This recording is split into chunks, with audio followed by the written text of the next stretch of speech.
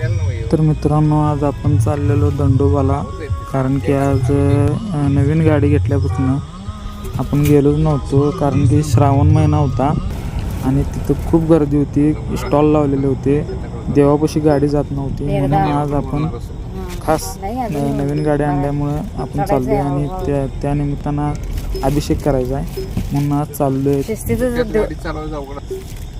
धुकं पण लई पडलेलं, तर धुक्यात म्हणायला लागला आशू शिस्तीत घे.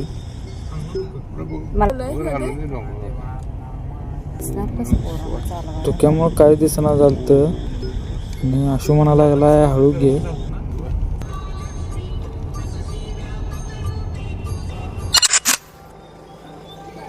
तर फायनली आत्ता आलोय आपण देवळापाशी. तर सगळं साहित्य घेऊन आज जायचं आहे. अभिषेकचं सगळं साहित्य आणले आपण.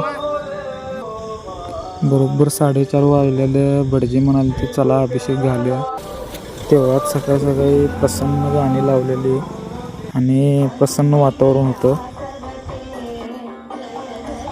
तर गाडीला आवस्तोवर आशूनं सगळं साहित्य घेऊन देवळात गेला.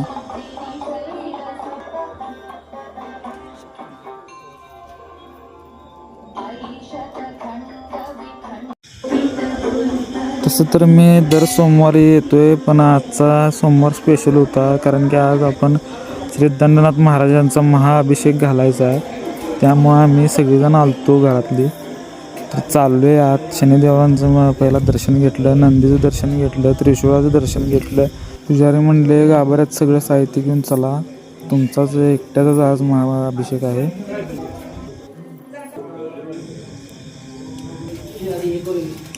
रोजची मंडळी आलती, जे आरतीला असतात त्यांना पण आत घेतलं. दर सोमवारी येत असल्यामुळं मला काय नवीन नव्हतं.